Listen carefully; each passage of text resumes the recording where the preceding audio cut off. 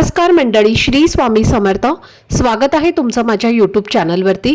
आजचा दिवस तुम्हा सर्वांना खूप छान, सुखाचा, समाधानाचा जाऊ देत, हीच मी स्वामींच्या चरणी प्रार्थना करते आणि आजच्या या नवीन व्हिडिओला सुरुवात करते. पण त्या अगोदर तुम्ही माझ्या चॅनलवरती जर नवीन असाल तर चॅनलला पण लगेच सबस्क्राईब करा आणि कमेंटमध्ये श्री स्वामी समर्थ लिहायला अजिबात विसरू. उद्या 29 जून रोजी म्हणजेच सोमवारी वटपौर्णिमेचा अत्यंत पवित्र आणि शुभ दिवस आलेला आहे. आपल्या हिंदू धर्मामध्ये या दिवसाला विशेष महत्त्व दिलं जातं. विशेषतः विवाहित महिलांसाठी हा दिवस श्रद्धा, विश्वास आणि अखंड सौभाग्याचं प्रतीक मानला जातो. दरवर्षी ज्येष्ठ महिन्यातील पौर्णिमेला वटपौर्णिमा साजरी केली जाते आणि या दिवशी अनेक महिला आपल्या पतीच्या दीर्घायुष्यासाठी, उत्तम आरोग्यासाठी आणि सुखी वैवाहिक जीवनासाठी भक्तिभावाने व्रत करतात. धार्मिक मान्यतेनुसार या व्रतामुळे घरातील अनेक अडचणी कमी होतात, वैवाहिक जीवनात प्रेम आणि समजूतदारपणा वाढतो, तसेच ग्रहदोषांचा प्रभावही कमी होतो असं मानलं जातं. म्हणूनच वटपौर्णिमेचं व्रत हे अत्यंत पुण्यदायी आणि फलदायी मानलं गेलं आहे. या दिवसामागे एक अतिशय प्रेरणादायी कथा सांगितली जाते. असं म्हणतात की सती सावित्रीने आपल्या दृढ निश्चयाने, अढळ श्रद्धेने आणि बुद्धिमत्तेने यमराजांकडून आपल्या पती सत्यवानाचे प्राण परत मिळवले. सत्यवानाला वडाच्या झाडाखाली नवजीवन मिळाले. म्हणूनच या दिवशी वडाच्या वृक्षाची पूजा करण्याची परंपरा आजही श्रद्धेने पाळली जाते. आध्यात्मिक दृष्टिकोनातूनही वडाच्या वृक्षाला खूप पवित्र मानलं जातं. अशी श्रद्धा आहे की या वृक्षामध्ये ब्रह्मा, विष्णू आणि महेश या त्रिदेवांचा वास असतो. वडाच्या मुळांमध्ये ब्रह्मदेव, खोडामध्ये भगवान विष्णू आणि फांद्यांमध्ये भगवान शिव यांचं स्वरूप मानलं जातं. त्यामुळे या दिवशी वडाच्या वृक्षाची पूजा केल्याने अनेक पटीने शुभफळ मिळते, अशी भक्तांची श्रद्धा आहे. वैज्ञानिक दृष्टिकोनातून पाहिलं तर वडाचे झाड हे अत्यंत दीर्घायुषी असून पर्यावरणासाठी खूप उपयुक्त आहे. ते निसर्गाचे संतुलन राखण्यास मदत करते आणि त्याच्या विशाल छायेमुळे अनेक जीवांना आश्रय मिळतो. त्यामुळे या वृक्षाबद्दल आदर, कृतज्ञतेची भावना आपल्या संस्कृतीमध्ये जपली गेली आहे. असं मानलं जातं की श्रद्धेनं वटपौर्णिमेचं व्रत केल्याने घरामध्ये सुख, शांती आणि समृद्धी टिकून राहते. कुटुंबामध्ये प्रेम वाढतं, पती पत्नीच्या नात्यातील दुरावा कमी होतो आणि जीवनामध्ये सकारात्मक ऊर्जा निर्माण होते. म्हणूनच हा दिवस केवळ एक सण नसून श्रद्धा, विश्वास आणि कुटुंबातील नात्यांचं महत्त्व जपणारा एक सुंदर असा उत्सव आहे. तर मैत्रिणींनो, या पवित्र दिवशी वटवृक्षाच्या पूजेसोबत काही पारंपरिक धार्मिक उपायही अनेक जण श्रद्धेने करतात. तर आजच्या या व्हिडिओमध्ये मी तुम्हाला अशाच एका पारंपरिक उपायाबद्दल माहिती सांगणार आहे आणि म्हणूनच व्हिडिओ हा स्किप न करता शेवटपर्यंत नक्की पहा, जेणेकरून तुमच्यापर्यंत योग्य ती माहिती पोहोचेल. आणि तुम्ही माझ्या चॅनलवरती जर नवीन असाल तर चॅनलला पण लगेच सबस्क्राईब करा आणि बेल आयकॉनला सुद्धा प्रेस करा, म्हणजे मी जेव्हा कधीही नवीन व्हिडिओज अपलोड करेन त्याचं नोटिफिकेशन सर्वात आधी तुम्हाला मिळेल आणि तुमचा एकही व्हिडिओ हा मिस होणार नाही. तसेच व्हिडिओला एक हाईप देखील द्या. तर मैत्रिणींनो, आजच्या या व्हिडिओमध्ये तुम्हाला मी जो उपाय सांगणार आहे तो आपल्या धार्मिक परंपरेत श्रद्धेने केला जाणारा एक सात्विक उपाय आहे. हा कोणताही चमत्कार दाखवणारा किंवा एका रात्रीत आयुष्य बदलून टाकणारा उपाय नाही, तर श्रद्धा, विश्वास आणि सकारात्मक भावनेने केला जाणारा एक आध्यात्मिक प्रयत्न आहे. असं म्हटलं जातं की जेव्हा आपण मनापासून ईश्वराचं स्मरण करतो, पूर्ण विश्वासाने आणि स्वच्छ भावनेने असा उपाय करतो, तेव्हा आपल्या मनाला बळ मिळतं, विचारांमध्ये सकारात्मकता येते आणि आपल्या प्रयत्नांना सुद्धा योग्य दिशा मिळू लागते. त्यामुळे या उपायाचं फळही आपल्याला आपल्या श्रद्धेनुसार आणि कर्मानुसार अनुभवायला मिळते. तर उद्या 29 जूनला म्हणजे सोमवारी वटपौर्णिमेचा दिवस आहे आणि याच दिवशी हा उपाय आपल्याला करायचा आहे. आपल्या प्रत्येकाच्या मनामध्ये एखादी ना एखादी इच्छा असतेच. कोणाला आर्थिक स्थैर्य हवं असतं, कोणाला चांगली नोकरी मिळावी असं वाटत असतं, कोणाला व्यवसायात यश हवं असतं, तर कोणाला घरामध्ये सुख, शांती आणि आनंद कायम राहावा अशी मनापासून इच्छा असते.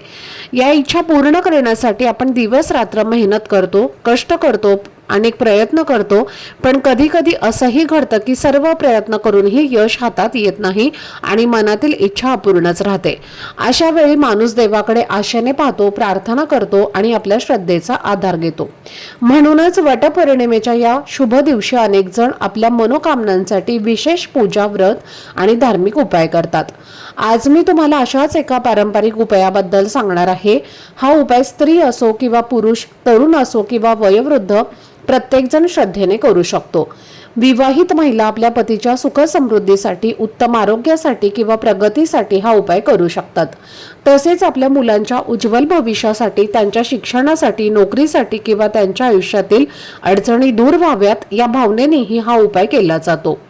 जर तुम्हाला असं वाटत असेल की घरामध्ये पैसा येतो पण तो टिकत नाही, सतत आर्थिक अडचणी निर्माण होत आहेत किंवा उत्पन्नाचे मार्ग कमी झाले आहेत, तर अशा वेळीही अनेक जण देवी लक्ष्मीची कृपा मिळावी या भावनेने या दिवशी विशेष पूजा आणि उपाय करतात।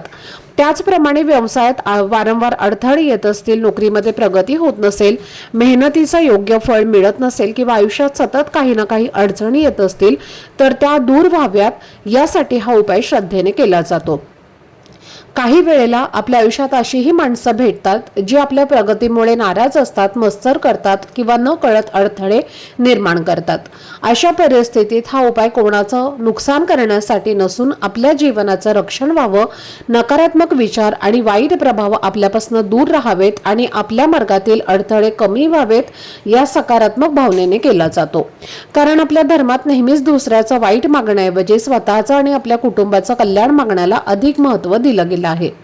आपल्या ज्योतिष आणि धार्मिक परंपरेमध्ये अनेक वृक्ष, वनस्पती आणि पवित्र झाडांना विशेष स्थान दिलं गेलं आहे।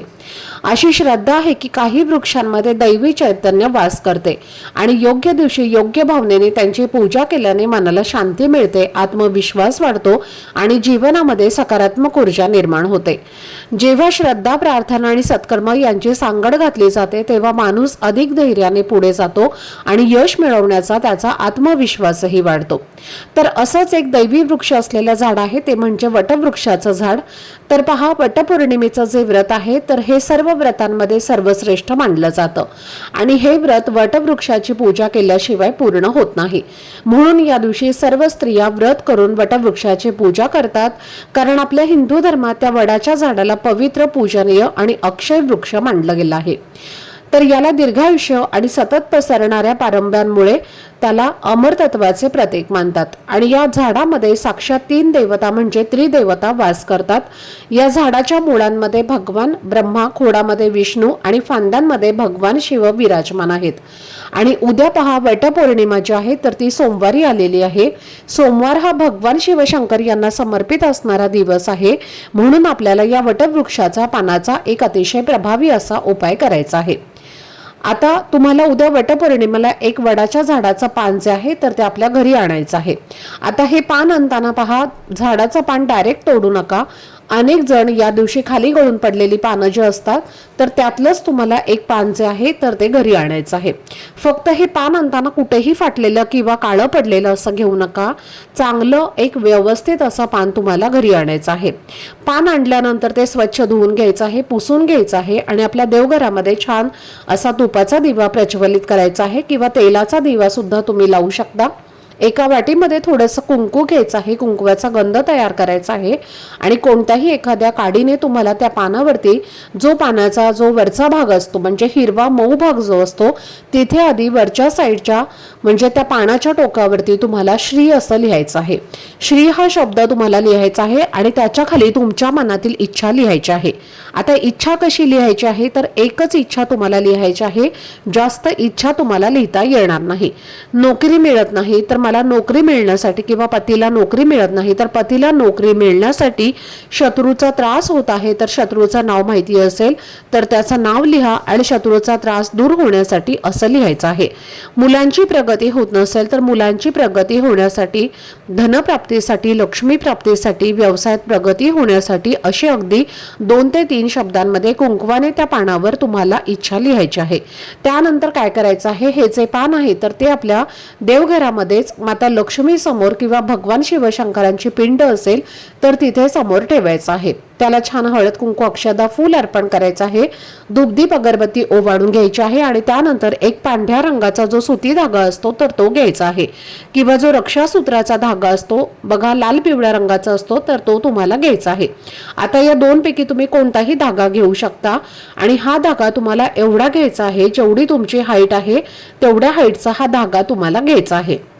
मग तुमची हाईट तुम्ही मोजून घेऊ शकता आणि तेवढ्याच साईजचा धागा तुम्ही घ्यायचा आहे किंवा मग काय करा धागा जो आहे तर तो आपल्या डोक्यापाशी पकडा आणि नंतर खाली पायापर्यंत म्हणजे पायाच्या नखापर्यंत धाग्याची दुसरी बाजू घेऊन जा आणि बघा तुमची हाईट केवढी आहे तर तेवढा धागा तुम्हाला तोडायचा आहे आणि त्यानंतर हा जो धागा आहे तर तो तुम्हाला ज्या पानावर तुम्ही इच्छा लिहिलेली आहे त्या पानाला तुम्हाला तो गुंडाळायचा आहे। पण गुंडाळताना पहा बघा पानाला फोल्ड होणार नाही किंवा पान मोडणार नाही याची काळजी घ्यायची आहे। व्यवस्थितपणे तुम्हाला तो धागा गुंडाळून घ्यायचा आहे। जसं आपण पहा वटपौर्णिमेला वडाच्या झाडाला आंबा ठेवतो त्यावरती सुद्धा आपण सुती धागा किंवा रक्षासूत्र हे गुंडाळत असतो। अगदी त्याच पद्धतीने त्या पानावर हा धागा तुम्हाला गुंडाळून घ्यायचा आहे। पांढरा धागा जर तुम्ही वापरणार असाल तर तो सुतीच घ्यायचा आहे जो आपण वटवृक्षाला गुंडाळणार आहे। तर तसाच धागा तुम्हाला घ्यायचा आहे किंवा तुम्ही रक्षासूत्राचा धागा घेतला तरीही चालेल आणि त्यानंतर हे जे पान आहे तर ते पान आपल्या उजव्या हातामध्ये पकडून ब्रह्मा विष्णू तसेच भगवान शिवशंकर यांचं नामस्मरण करायचं आहे आणि त्यानंतर आपली जी काही इच्छा आहे तर ती इच्छा व्यक्त करायची आहे आणि हे पान घेऊन तुम्हाला वटवृक्षाच्या झाडाजवळ जायचं आहे। जाताना एका लोट्यामध्ये तुम्हाला जल घ्यायचा आहे त्यामध्ये थोडासा गुळ आणि थोडेसे काळे तीळ टाकायचे आहेत आणि हे पान आणि हे जल घेऊन तुम्हाला वटवृक्षाजवळ जायचं आहे आणि तिथे गेल्यावर हे जल अर्पण करून पान तिथे अर्पण करायचं आहे आणि पुन्हा एकदा आपली इच्छा पूर्ण होण्यासाठी मनोभावे प्रार्थना करायची आहे। आता पहा ज्या झाडाचं पान तुम्ही आणलं आहे त्या झाडाखाली हे पान तुम्ही पुन्हा नेऊन ठेवायचं आहे का तर नाही, तुम्ही कोणत्याही वटवृक्षाच्या झाडाचं पान आणू शकता आणि कोणत्याही झाडाला जाऊन तुम्ही ते अर्पण करू शकता। तर अशा पद्धतीने हा छोटासा उपाय जो आहे तर तो उद्या म्हणजेच सोमवारी वटपौर्णिमेला करायचा आहे। अत्यंत प्रभावी आणि सात्विक असा हा उपाय आहे। जर तुम्ही हा उपाय श्रद्धेने केला तर त्याचं फळ तुम्हाला मिळाल्याशिवाय राहणार नाही। फक्त उपाय करत असताना मनामध्ये कोणतीही शंका ठेवू नका किंवा तुम्ही हा उपाय केला आहे आणि किंवा करणार आहे असं कोणालाही सांगू नका। अगदी गुप्तपणे हा उपाय करा, नक्कीच तुम्हाला त्याचं फळ जे आहे तर ते मिळेल आणि जेव्हा तुम्ही तुमची इच्छा व्यक्त करणार आहे तेव्हा माझी इच्छा पूर्ण झाली आहे असं वर्तमान काळामध्ये तुम्हाला इच्छा व्यक्त करायची आहे तर ती खूप जास्त असा हा प्रभावी आहे। जर आता तुमच्या घरामध्ये सूतक असेल तर तुम्हाला कोणालाही हा उपाय करता येणार नाही आणि जर स्त्रियांना मासिक धर्म असेल तर पुरुषांनी मुलांनी कोणीही हा उपाय केला तरीही चालेल। तर ही अत्यंत महत्त्वाची माहिती मला तुमच्यापर्यंत शेअर करायची होती। आजचा हा व्हिडिओ जर तुम्हाला आवडला असेल, माहितीपूर्ण वाटला असेल तर व्हिडिओला लाईक करा, चॅनलवरती नवीन असाल तर चॅनलला सबस्क्राईब करा आणि हा व्हिडिओ आपल्या मित्रपरिवारासोबत जास्तीत जास्त शेअर करा। चला तर मग भेटूया पुढच्या व्हिडिओमध्ये, तोपर्यंत सर्वांना श्री स्वामी समर्थ। धन्यवाद।